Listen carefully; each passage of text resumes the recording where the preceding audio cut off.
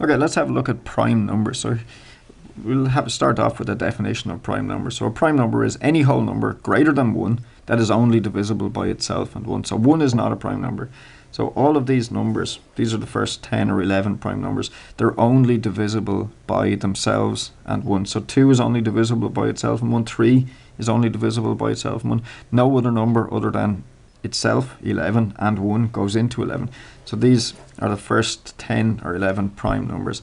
There's actually an infinite amount of prime numbers, and we'll prove that later on.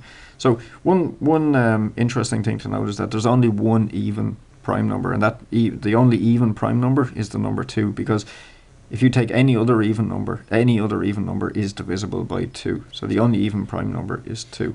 Okay, so that leads us on to an important theorem in maths. It's called the fundamental theorem of arithmetic, which says that every whole number is either a prime number or can be made from a unique product of primes. So product means you're multiplying different things together.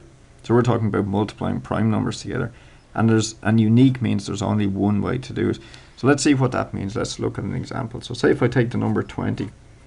Another way to write 20 is to write it as 2 times 2 times 5. 2 by 2 is 4, 4 by 5 is 20, or 2 squared times 5.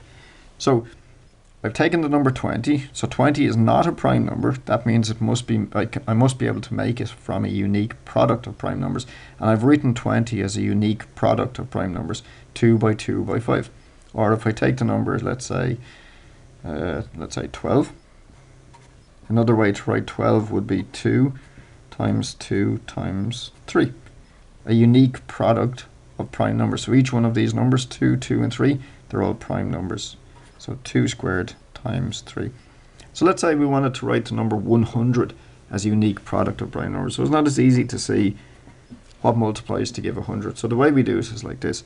We take the number 100 and we're going to divide it by the smallest prime number that divides into it. So the smallest prime number that divides into 100 is 2.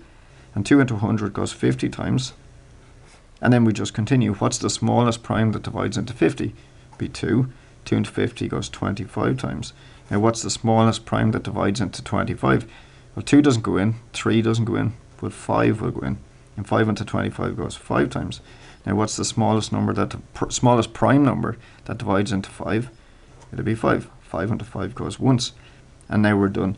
So that means that the number 100 is equal to 2 by 2 by 5 by 5. So I can write 100 is 2 times 2 times 5 times 5, or 2 squared times 5 squared. So let's do one more example.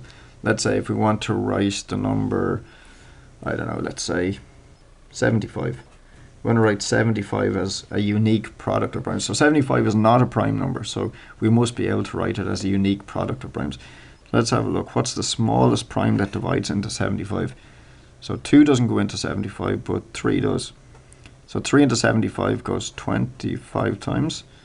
Now let's see, what's the smallest prime that divides into 25? That would be 5. 5 into 25 goes 5 times. What's the smallest prime that divides into 5? 5 again. So we have it there. So that means that 75 is equal to 3 by 5 by 5. So 3 by 5 by 5, or 3 times 5 squared. So every number can be, every number that's not a prime can be made from a unique product of primes by doing this.